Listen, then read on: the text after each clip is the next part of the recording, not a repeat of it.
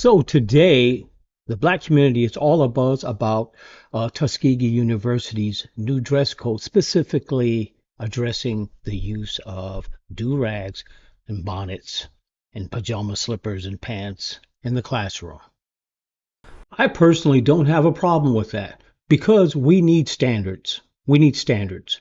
We have gotten to a place where we've fallen so far off over the past 70, 80 years that what you see young black people wearing in public is kind of embarrassing. Yes, I'm going to call it out. You can call me whatever you want. I'm calling it out because your parents didn't call it out. Your grandparents didn't call it out. Your uncles and your aunts or your friends or no one else calls it out that you look tacky in public. So, so am I wrong for feeling this way? Depends on who you talk to. But let's take a look at a hypothetical situation. Something incredible happened in November 2008.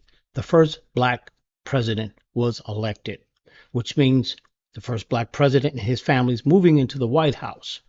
Now, you have to ask yourself, what standard did this man set for the rest of us, for the future? Could he have gotten elected if he wore do-rags and his wife wore bonnets? Let's take a look at what that leaving looks like. Okay, we see Barack Obama without and Barack Obama with a do-rag.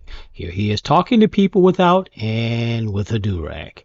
And another photo without and a do-rag. And one more without and with a do-rag.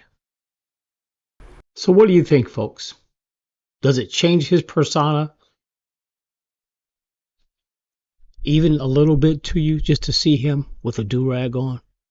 It certainly changes it for me. He does not look like that Harvard graduate at that point. He looks like somebody else. Somebody less desirable than being the president of the United States. But wait, there's more. Let's take a look at Michelle. Let's take a look at what the First Lady would have looked like if she wore bonnets all the time. And once again, we see Michelle without and with a bonnet. Michelle's book cover without. Michelle's book cover with a bonnet. And another one speaking in public with a bonnet. And one more making a funny face, and now she has the bonnet. Disturbing, isn't it? How just those little snippets of pictures change how you might see a person all of a sudden because they have something different on their head. And yes, I am trying to make a point by using Barack Obama and Michelle Obama. But this could be anyone. We have lots of successful people in the black community. And I don't think they got there by wearing do-rags and bonnets in their classroom.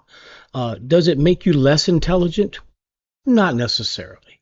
But it does reflect a certain lifestyle that might be beneath you once you get out of college. Trust me. I know.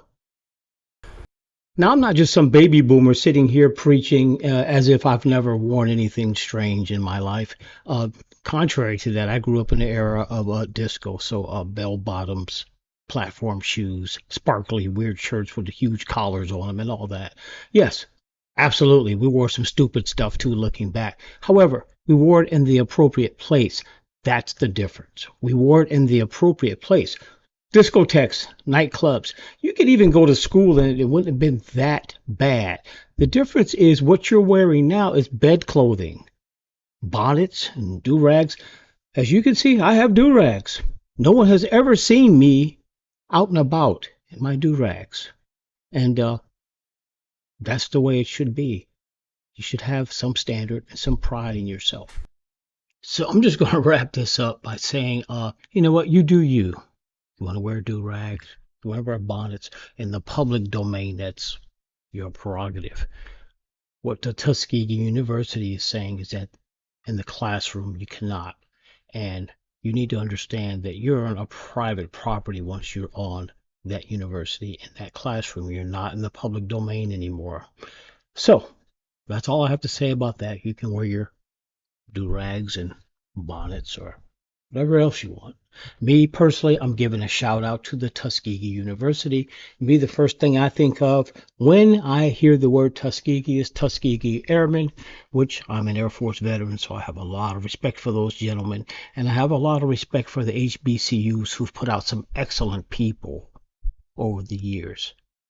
And I hope they keep to their standards of putting out excellent people. That's it.